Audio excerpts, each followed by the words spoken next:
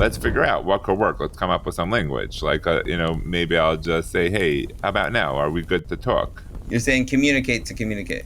The good enough conversation probably starts with a good enough check-in. Tired of ADHD overwhelm? Let's make life so much better with ADHD. I'm Nachi Felt. And I'm Dovid Becker. We get it. We've been there, and we love to talk about it. We're on fire, and this is ADHD on Fire.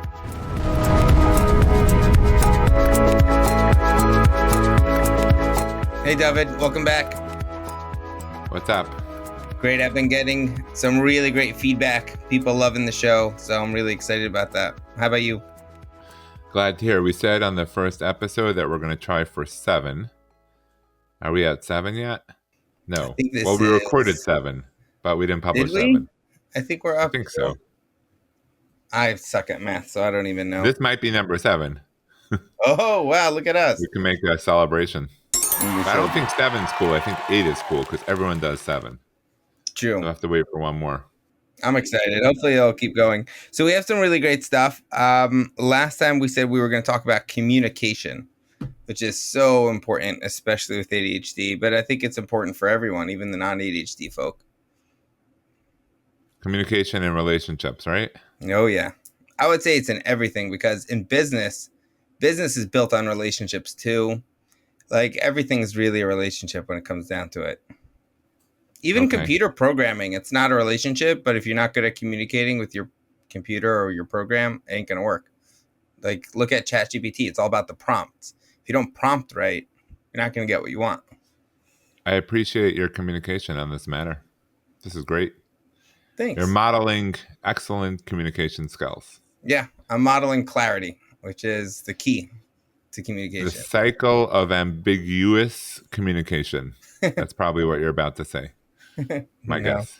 I have a different thing, which is really cool. My wife always reminds me of my own line whenever I don't communicate clearly. Because sometimes I'll say, but I told you whatever. And she's like, yeah, but you didn't clarify what you meant or what you needed. Or if she'll say to me, didn't I ask you to do whatever? And I say, yeah, but I didn't hear it, which happens a little too often than I'd care to admit.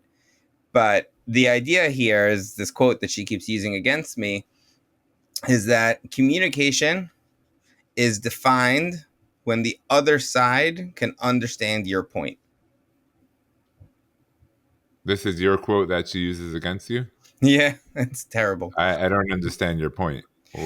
My point is that it's not enough to just say something to someone. Go ahead. What? It's not enough to say something for someone. I just copped now what you meant when you I'm a little slow in the uptake. But yeah, so it's not enough for me to like tell her something or for her to tell me something. If I didn't understand what she meant, then it's useless. Like she could have told me to buy whatever pick up something on the way home from work. But if I just went, right. Or if I didn't like understand it or get what she meant, it's over. Like nothing. There was no communication there. There was talking to me. She spoke to me. Really, more accurately, she spoke at me. But if I didn't understand it, that's not communication. So can we go back to step 1? Because I feel like that's step 2. Step 1 is the ADHD piece of are you communicating to someone who's capable of listening to what you're saying at this time? Meaning, if so like before we even get to am I hearing what you're saying as far as like the content? What about the practical of is my audio system turned on? Or do I have you on mute? Or do I have to have the inputs off? Because what I find is sometimes people talk to me and I don't hear them. Like it just goes over my head. Now I also have recall, which means I could probably repeat what they're saying for up to, let's say, I think I once timed it 14 seconds. It's there in my brain that I could repeat it, which is a neat trick. So like if you tell me something and I'm totally not listening and say, what did I just say? I'll be able to tell you what you said, even though I didn't hear it. That makes sense? Am I confusing? No, you're saying you hear without hearing. It's like the old Simon and Garfunkel song, people talking without speaking or listening without hearing, the sound of silence. Yeah, listening without hearing would be a great way to describe it. Or hearing without listening, maybe the opposite. Yeah. Garfunkel and Simon. It's hearing without listening, like a dyslexic version, because I hear what you're saying, I'm just not listening. So why would that happen? That would happen because my brain is somewhere else, which is usually the case. So my brain could be 8 other places, which means that if I'm in hyperfocus and I'm hyperfocusing on what you're saying, then okay, then I'm hearing. No, I'm listening, but I'm not sure if I'm hearing, but I'm listening and hearing. If I'm in hyperfocus somewhere else, then I might be able to repeat it. I'm just not listening to it. I have no idea what's flying. Yeah, No even idea now, what's I'm flying. getting confused by what you mean by listening versus hearing. I'm not sure which one's the good one. Which one's the Right. good one? I got stuck in the middle. So I think I was thinking about something else. No, so let's go deep. Listening means that I'm absorbing what you're saying. Hearing means it is just like I hear it, like I heard it. I I thought it just would go wasn't the listening. other way, which is I hear like in Talmudic discourse or like when someone's saying over a complex idea, you say, "Oh, I hear." So like I hear, I thought was more the understanding side, and listening is just I like a. hear. But you're I right. hear. In like common jargon, like the mom will say, "Jimmy, are you listening to me?" They're not saying, Right. "Jimmy, are you hearing me?" So I don't know, common parlance. So if you think about it, like when let's say talking to teachers about kids with ADHD, I would always say that the first thing to do is to make sure that they're there, because sometimes you could be talking to them and it seems like they're there, but their brain is somewhere else. So I could see how, let's say, in the context of a marriage, you'd have the same challenge where non-ADHD spouse is talking to ADHD spouse is nodding appropriately without hearing a word that non-ADHD spouse is saying because their mind is somewhere else. I don't know. They're thinking about whatever happened at work or the baseball game or where they're going next or whatever it is, and they're not really hearing. So step one to me is to make sure that this is a good time for communication to happen. Ooh, meaning the setup. So I guess there's setup, then The input, background, right? The then background. Let's get acquisition. right. Setup, input, acquisition, or whatever, understanding. Let's take it a step further. Okay, the setting is important. It's not hard for me to have this conversation with you and stay focused for however long we talk because I'm hyper focused here. Like this is our conversations move quickly. Sometimes they're all over the place, and that's fun for me. And so it's not hard for me to stay focused and listen, even if something else is going on. I'm just kind of like I tune everything out, and I'm here. I'm like that in session. I'm able to hyper focus and just be able to be with someone because the setting is like that, right? If there was a widescreen TV playing the news behind my client's head, there's really no chance I'd be part of the session, right? So I intentionally build my space in a way that's conducive. So number one is the setting has to be conducive. Number two is the timing should be conducive, right? Like if you're going to have a deep, meaningful conversation with your spouse in the morning when you're getting all the kids out to school, which is a high stress time, it will probably turn into a shouting match pretty quickly. So that will be part two. And then something that's helpful for me, everyone's different, but I find movement helpful. So like the fidgeting concept of because your brain needs endless stimulation.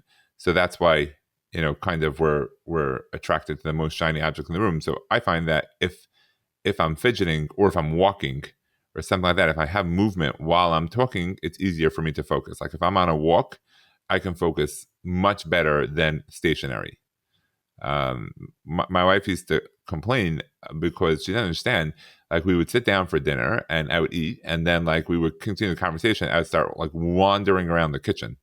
It's like I can't talk to the back of your head. You know what I mean? But I was able to hold the conversation much better when I was in movement than I was just sitting. I hear that. I have a friend, actually, Carol Barnes, who is doing this thing called walk and talk, meaning her whole therapeutic approach is the walk and talk, meaning she said because it's much easier for an ADHD client to be focused and present. And when the weather's nice, I love doing that too. It's so much more fun. Also, like the stimulation of all the cars going by, like it allows for like a certain white noise that then paradoxically allows us to concentrate on what we're talking about more. Okay. Yeah, that's genius. But let me throw something at you.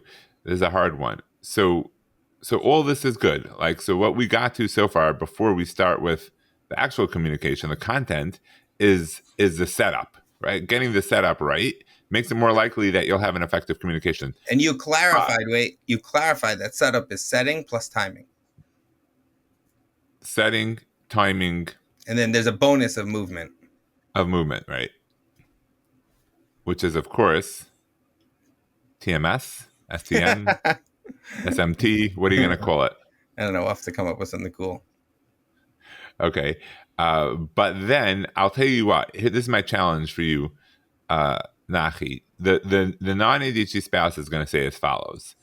The non-ADHD spouse is listening to this podcast and is going to say, very nice, so cute, like this is genius, like you guys are incredible. I have to, if I want to talk to my spouse, I got to get the setting right, and I have to get the timing right, and I have to get the movement thing going, which will happen in about 12 years. But I need this taken care of today. So, like, if you tell me to wait for like all the right conditions to fall into place, it ain't happening ever. Like, we've been married for 10 years and we haven't had one conversation because I've been waiting for the proper setting, timing, and content and movement. So how do you answer that? That's a great question. I think the answer is don't tell me it needs communication.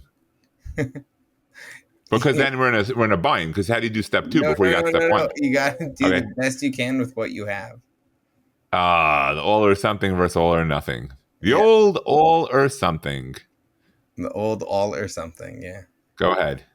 Meaning, it's never going to be perfect. Our relationships, our lives, nothing is going to be perfect. It just isn't. It's just not a feasible thing. You would think by now, after thousands of years of human development and flourishing, we'd have figured it out. But look at this. We haven't. And therefore, it's really about embracing that and leaning into it and taking what we can get.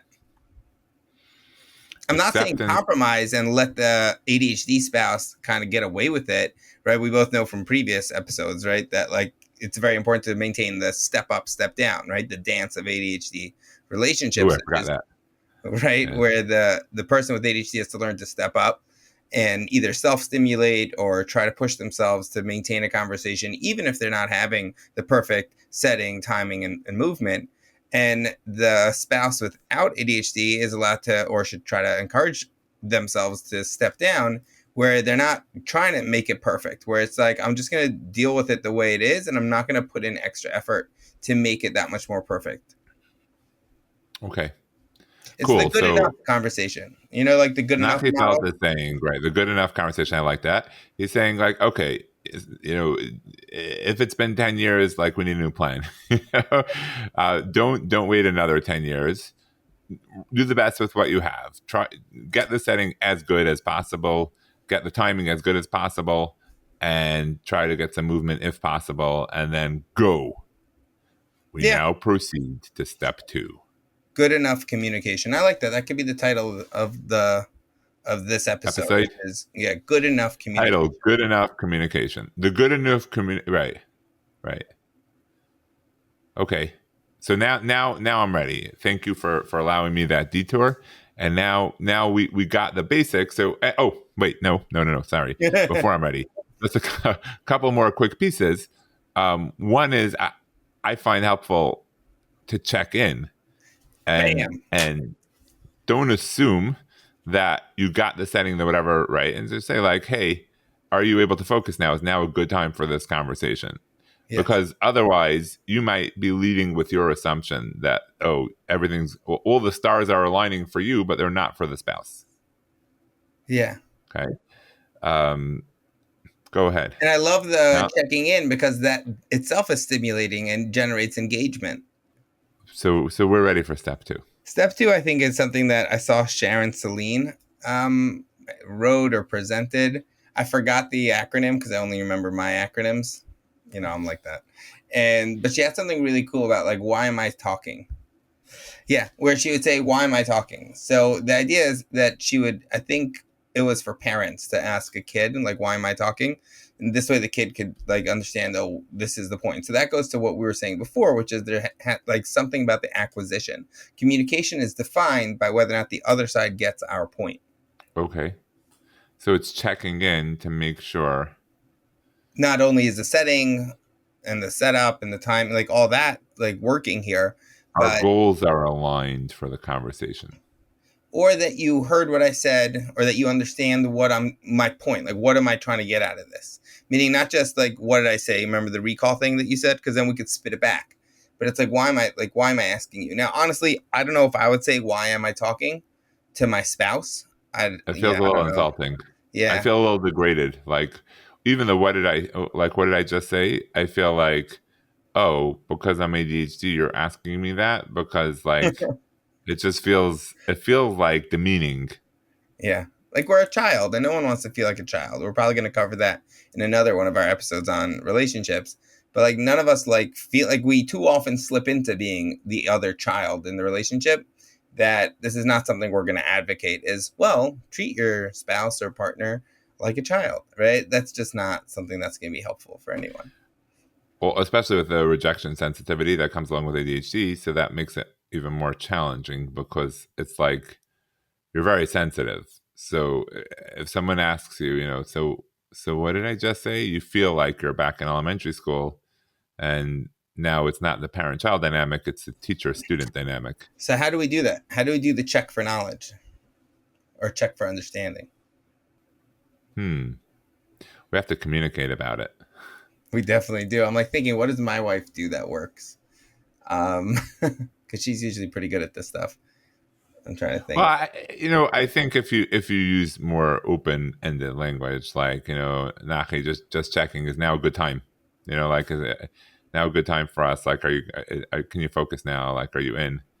Are you in for a She does that a conversation? lot, Like and something's on my mind, I'll often respond. I need just 12 more seconds to finish this text, and then and boom, 2 hours later, right.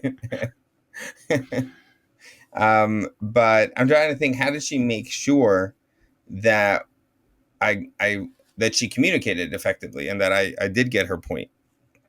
I think one of the hardest challenges is when you're in hyper focus on something, and then someone important in your life wants to have a conversation with you. So that could be a Brutal. spouse, it could be a child, it could be a colleague. It's just like not now, So hard to get seriously not now. stuck from what we're doing now. Also, because I'm also afraid that I'm gonna totally lose what I was doing. Also, I had a really awesome line that I was in the middle of typing out, and now it's gone, and I'm afraid I'm gonna lose it. So I just need to shut you down or Yeah, put you off for 2 seconds so I could get this out. It's so intense. right. Make it right. We have that concept of Ohio, only handle it once. So it's almost like I have this task. I'm in the middle of the task. If I stop now, then I might even forget that I have the task. And then I'll never Also, get done until worse, in my head, I started it, so I kind of think that I attended to that task, right. and it's crossed off my list, and Yoish. I just move on. But we still never finished this thing. So, what is a good way for someone to kind of check for acquisition, to make sure to check for understanding that we got it? Like, what would you appreciate that someone in your I life think would that's do? something that we can discuss. Like, let's discuss. Like, it's almost like non-judgmental. Like, Nachi, I get it. It's hard for you when I start conversations and like you're not interested. So I want to find a way to check with you, but it's also hard for you when I check with you because then you get insulted. So like, let's figure out what could work. Let's come up with some language. Like, maybe I'll just say, hey, is now, how about now? Are we good to talk? You're saying communicate to communicate. Right. That's why I like listen. Um, the good enough conversation probably starts with a good enough check-in. which Um, is part of good enough communication, which is just like trying I to put it out there. Like if right. if Yeah, you're insulted by my check-in, then let me know. And or give me an alternative. you have to check in to check out. That's what you would say, right? Ooh. Like, Yeah. yeah, if you're checked out, then we need to check in. So maybe you have to check in to avoid checking out. Yeah. Or you have to check out the other person if you could check in. Right. That's getting Exactly way right. too confusing. But I wanted to just bring up, right? That's also part of the ADHD dance, right? Which is that the person with ADHD has got to check, like, they've got to step up to be able to come up with an alternative. You can't just say, yeah, well, figure it out. I don't know. I just get insulted by that. I get insulted by this. I get insulted by that also. All right. Well, then give me an alternative. You have to step it up and work with me here. Right. That's the frustration of the non-ADHD spouse. The frustration is that if you just say, like, well, it's not a good time now, it's not a good time now, it's not a good time now, it will never be a good time to communicate, because this conversation is inherently not exciting, right? Like if we're even having it, it's like, no, I'd rather do something fun.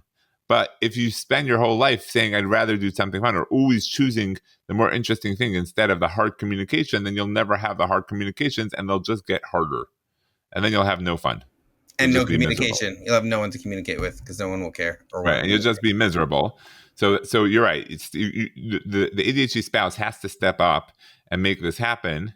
And maybe we need to figure out how they can be motivated to do that. That's maybe a separate topic. But That was the point I but just brought up, which is like if you spend your life not communicating with your wife and kids, right? Because you're always chasing after something that's more exciting and more fun, you end up neglecting that relationship. And come a bunch of years later, you may not have that relationship anymore. right, but I need that's great. That's totally logical and makes sense, and I'm fully on board with it. The problem is in the moment, It's too I late. don't remember that. So I need something that's going to remind me in the moment that, like, okay, this is hard. You'd rather be thinking about something else, but it's also important, and then therefore it's worth it. And I don't know, maybe you talk about the visualizing the end, or I don't know what, those Yeah. types of things. I don't know. Feeling future Something has feelings. to Yeah. what The feeling future feelings, which is to imagine feeling future feelings, that whole depressive. that whole shebang, right? Yeah. That Low. type of thing. You need something that's going to remind you, A, and B, motivate you in the moment to choose what's important over what's interesting. Otherwise, you're just going to keep pushing it off, because when you're in your weekly therapy session with your therapist, you'll be like, yeah, I got to spend more time with my kids. I really have to make a focus out of it. When my wife talks or my husband talks, I got to listen. I got to listen. I got to listen. But then in the moment, it's gone. I think a lot of this is pre-thinking, right? Which is setting yourself up for success, that you make that this is something you look forward to. You look forward to when your spouse or partner is speaking to you. You look forward to the opportunity to invest in the relationship. You got to make it exciting. If we don't make it exciting, it's just not going to be. It just isn't. I would say it depends on how those conversations have gone in the past. Like if they've gone well, okay. If this conversation usually ends up in a blow up and a fight, so then yeah, it's going to be hard to pre-think it into being like something meaningful and exciting. It's just going to be more like torture, worse than the dentist. I hear that. I agree with that. And you're reminding me of a client, in fact, a few who feel this way and therefore avoid conversing with their spouse because they know it's always going to end up nasty. And my advice in these kinds of situations, right, which we've all, I mean, I'm not going to speak for anyone else here, but I've been through this, which is that you're right. It is going to kind of probably end the same way it always ends, which is me being in trouble or me feeling like I was inadequate and never good enough. It's probably how it's going to end. The question is if I could gamify, okay, but how could I do better this time? How could I do different? In a way that allows us to turn on the triple C's, right? That's what you have, 3 C's or 4 C's? Oh, yeah, you have 4 C's. Oh Can you please no, remind us of your 4 C's, David Becker? creative, challenging, competitive, and crisis. So you got 3 of those, right? Actually, all 4. If you come in with this mindset, that's like, okay, how can I be creative to figure out a new way to rewrite the narrative of our conversations and our communication, right? This is kind of competitive. How could I beat, the loser I was last week or yesterday or So 20 minutes ago? It's a crisis because if every single one of these conversations usually ends up being a screaming match, right? And what was the last one? Challenge. The point is it's all there if we could get ourselves to pre-think in a strategic way. But I feel like now you're in step 3, meaning step 3 is how to, like, once we accomplish step 1 of the right setting, the right time, and and maybe movement, and then we got step 2, which means like checking in and making sure that this is a good time for a conversation and that we're synced in, and somehow motivating yourself to engage in the conversation. Now we have to make the conversation beneficial and productive, right? Like, we want it to work. We don't want to end up in a blow up or in a meltdown. I like that. Or Yeah, I both. wrote down the 3 steps altogether, right? So we have step 1, which is setup, right? So that was setting, timing, and movement. Then we have step 2, which is check for understanding, right? Making sure that this works. Like, the idea is really just to create engagement to some degree. And then there's the final one, which is make it productive. And that is the art of good enough communication. Wait, but I don't know how to make it productive yet. I think we need to we need to zoom out and zoom in or whatever onto step 3 of like, okay, we got into now we're up to the conversation. Now let's have it. Now, like, how do we have a good conversation? So where I think you wanted to start in the first place, Nachi. That's what you wanted. And I would say everything we just did would be helpful for that. Look, we did a lot of setup, and look at where we're at now, right? We have some pretty solid stuff, right? But even that, you've been summarizing all along, right? Almost every episode you've been summarizing, right? So that too, I think part of the stepping up for the person with ADHD, look, we both have it, and that's been very helpful for us, is that we keep summarizing. So that keeps us engaged. It keeps the other person feeling like you understand them and that you're actually effectively communicating, and it allows you to keep moving forward. Okay. Good. So summarizing is good. Okay. What else? Because it blows up. So, like, why does it blow up? I can think of a few things. Number one is I'm just in the ADHD frame, rejection sensitivity. So that's going to be a challenge in in any hard conversation for someone with ADHD. And again, the way to deal with the rejection, again, on one foot, the way to deal with rejection sensitivity is, right, is the zoom out to zoom in and taking that deep breath, the breathe in, breathe out. A lot of in and outs. How? That's the way to do it. Tell me more. Because zooming out to zoom in allows you to kind of give it context, which is, wait, is this personal? Does it have to be personal? How do I know? Maybe it's not. On the chance that it's not personal, right? Do I want to really ruin this? What can I do to keep us moving or to work towards a relationship? Okay.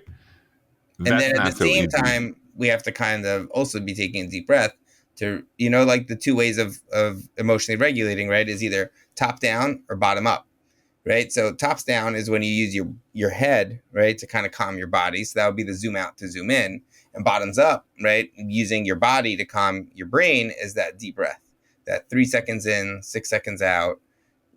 I'm guessing that the bottom up model will work better than the top down in the moment, because in the moment when you're feeling hurt and insulted, you're just gonna it escalates so quickly, right? So I guess maybe once you've done the deep breath, then maybe you can think better. Yeah, I often will tell people you could turbocharge it if you're doing them at the same time. Meaning once you paused and even just those 3 seconds to go, as you exhale, that 6-second exhale, right? You could really be right in that moment. You could be doing a zoom out to zoom in, and it's a game changer because boom, you just 9 seconds of your life and you change the trajectory of this whole conversation and relationship forever,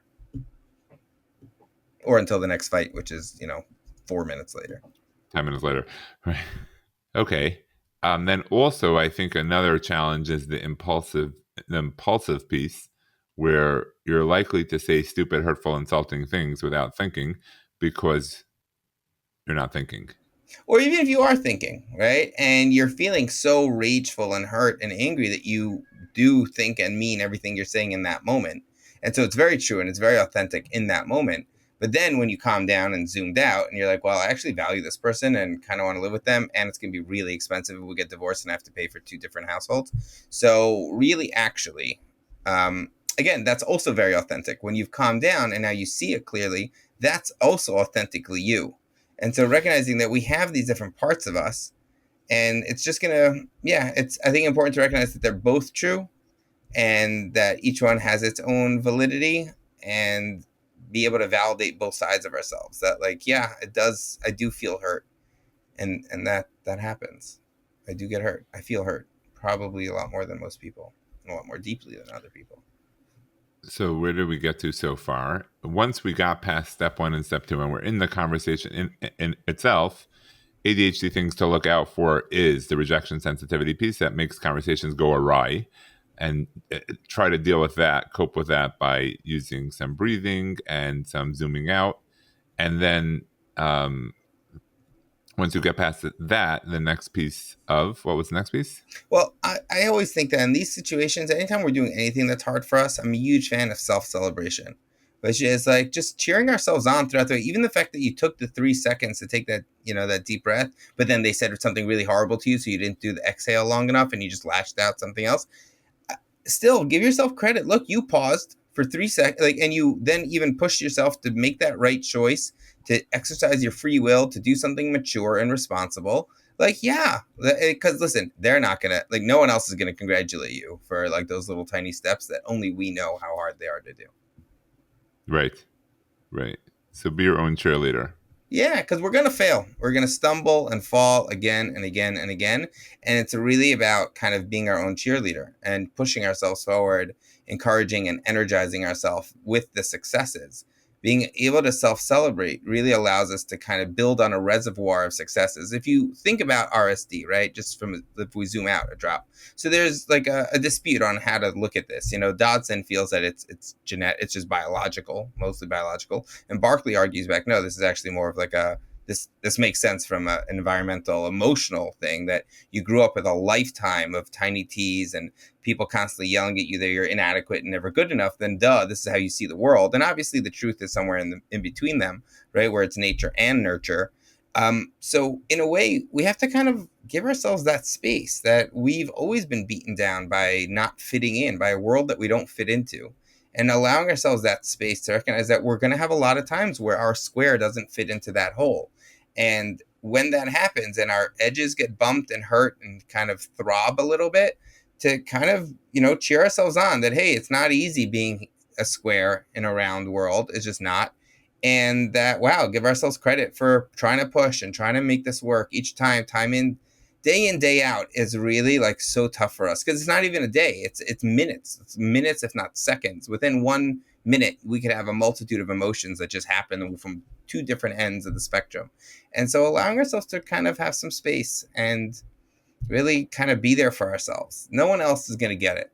No one else realizes that for us to have just not like totally been distracted and stay on your phone to answer a dumb thing, and then you saw a pop up and you want to look at it and then you didn't, no one's going to go, wow, you're amazing. So we should tell ourselves, wow, I'm amazing. I just resisted my natural default to distract myself. And I held myself. I did that. It was me. I did that. No one else. No one told me to do it. They didn't even yell at me yet. I did it before they yelled at me.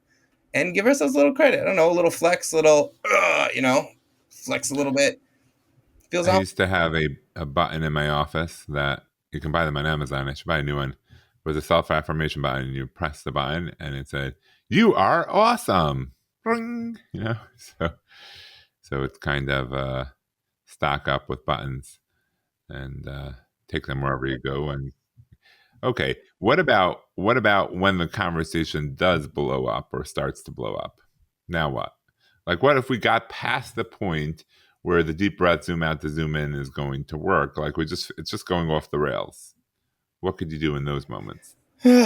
First of all, it's never too late to keep trying to claw yourselves back from the abyss. That's number one. Okay. And number two is these things don't go out the window. You still keep trying. Gotta keep trying. You have better advice? Because that's the advice I give myself and to my clients, which is, yeah, sometimes it just goes haywire, or I think the military term is foobar. And then, yeah, it's really, really hard. And I would engage in all the same stuff we just spoke about: self-compassion, acceptance, self-celebration for the tiny wins, and try to use those sparks to fan the flames of our own resistance, to allow ourselves to fight for ourselves. So yeah, what would add, what I found helpful over time is recognizing and developing a level of in the moment self-awareness of your emotional temperature. So knowing like there is a point where you can no longer think clearly and rationally. Like if your temperature goes over, let's say, a 7 or 8, so it's like the red zone. You get into the red zone.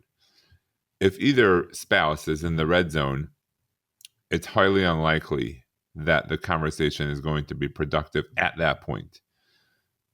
Which means that if if we can if we can pause or take a break from the conversation until we're calmer, then there's a likelihood that we'll be able to deal with it better. I like that. That's one concept of just being able to pause in the moment and say, you know what, like we're not getting anywhere. Let's hold. Let's get back to this. Let's give it a few minutes. Let's go somewhere. We'll talk. Let's make up a time to continue. And then when you're in the red zone, your brain is so activated and so emotional that you can't think. Right? There's feeling and thinking, logic and emotion. So when you're flooded with emotion, logic goes away. Logic shuts down. That's why you'll notice with younger kids, like 3-4-year-olds, when they get upset, they lose their ability to verbalize. They have a tantrum and they're just like kicking on the floor and screaming. I get that even now. Oh, I lose the ability to verbalize. Yeah, you lose the ability, right? Exactly.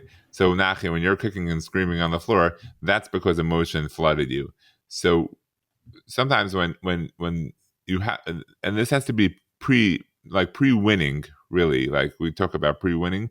Pre-winning is having a plan for either spouse to be able to call a timeout if the conversation is going to a place and it's not personal. It's just like in timeout. case of emergency, break glass. Yeah, I Right, break the glass. Right. That's one concept that I found helpful, because when you're at the point of no return, it's just not worth it at that point. It's just going to become more and more hurtful, and you could run out of dishes at some point, and that's not good. That's true. I would add also a line from Ari Tuckman, which is "name it to tame it," which is if we could name what we're feeling, even to ourselves, like I'm feeling overwhelmed or I'm feeling flooded, right? Like even that itself allows us a modicum of control, and like you said, it builds on that self-awareness to help us kind of know when to take the L, when to call it quits, and come back to fight another day. True. And the other thing is that sometimes works. You got to be careful with this, but I've seen it be very, very helpful, is humor. Sometimes, like, humor can break a tense mood. So sometimes, like, you have to be careful, because it can also be fuel on the fire. So if it's another avoidance, if it's another form of avoidance, then yes, it is fuel the fire. Or if it's an accelerant. Sometimes we accelerant where someone gets up, where the non-humorous spouse gets blown up by the joke. But if you're the type of couple that has that kind of sometimes funny relationship, then sometimes making a joke can break the tension. Yeah, so, I definitely employ that one a lot. Yeah, I agree. In fact, I even sometimes make jokes at myself. Like I'll laugh at how ridiculous I'm sounding. Oh, self-deprecating humor is the best. That will work better than making jokes at the expense of your spouse. Likely. And that's good advice. Like if you're like, and by the way, you smell, not a good idea. And then you say, I was joking. No. You smell like perfume. No, bad idea. But yeah, sometimes I just feel like sometimes the conversation needs a break so that everyone could recenter, rezone, calm down. It's almost like knowing when you're in the red zone. And I just like note of caution is that this is much harder to do with ADHD, because if you get into hyper focus in this conversation, then you might not have the self-awareness to call the timeout. That's true. So I'm adding a step 4, which is know your zone. Know the zones. Auto zones. No. Yeah. That one's a good one. And then in that, you can use humor or name it to tame it. Name it to tame it. Right. This is pretty solid. So, right. I wondered this, like when I first started as a therapist, like we were so busy with kids teaching them how to name their feelings. And I was like, I didn't understand that. Who cares? Like, let's just teach them how to calm down. And then finally someone explained to me that there's two ways to deal with feelings. One is to talk about them, and two is to act them out. So if you can name something that helps you feel, just saying I'm angry helps you feel calmer. Whereas if you don't say it and then you're just acting angry, then you can't express it. So you're expressing it through action. This just solved a massive problem I've always wondered, which is how can we spend so much of our time reading these like children's books that teach our kids what a duck says and a cow? Like, we should switch it to emotions. I think we have a great business idea here. We could have the cow is mad. He says, "Get away from me." I don't know, like something like that. I think that would be so much more productive for the kids than moo. Okay. They don't even say moo. Our next episode will be children's books and how to reinvent them. What the animals are really saying. The hidden meaning behind your lion, your inner lion, taming your inner lion by Dr. Nachi. This is great. Okay, I'm ready for a wrap up. Yep. So let's summarize. Yeah, what we did. We spoke about communication and the definition of communication being where the other person can understand your point. And then we zoomed out to zoom in that this takes 4 steps, right? Number 1, like you said. What was the first step? The first step is the setup, which is to make sure that there's a conducive setting or timing or even perhaps stimulation. So like that would include movement. And then it says STS in case you wanted something cool, because movement would be subsumed under stimulation. No, I was thinking of the 4 steps. I was thinking maybe set up, check in. Oh, check up. Check up, right? Set up, check up. Okay. That's step 2, which is checking in and checking up and checking out and whatever. Just making sure that now is a good time for the conversation. By the way, in step 2, we detoured a little bit to talk about how people with ADHD, how they can get motivated for these conversations, and how ADHD is not explanation, not excuse. So really, like, you can't leave your spouse hanging for 10 years waiting for the right time. So you got to work this out. Like, there is some responsibility there. So now I wish that step 3 would start with an A. Can you get step 3 to start with an A? What was step 3? Alignment. Make it align. Make it work. Okay. Meaning, which in step 3 we covered some of the fundamentals of again, like you said, zooming out to zoom in, dealing with rejection sensitivity, collaborating on what the discussion's about, staying engaged. Yeah, I like that, because I think there are 2 aspects here. There's when it gets a hot zone versus when it's cool. When it's cool, you still need to focus on being collaborative and making sure that you're both trying to achieve the goal. Meaning, even if it's just like figuring out what you want to do for summer vacation, right? It doesn't have to be a hot fight, right? Even like a cool, like actually like productive discussion still needs us to stay on task, right? And Correct. To make it collaborative and to keep kind of re-summarizing, making sure that we get this.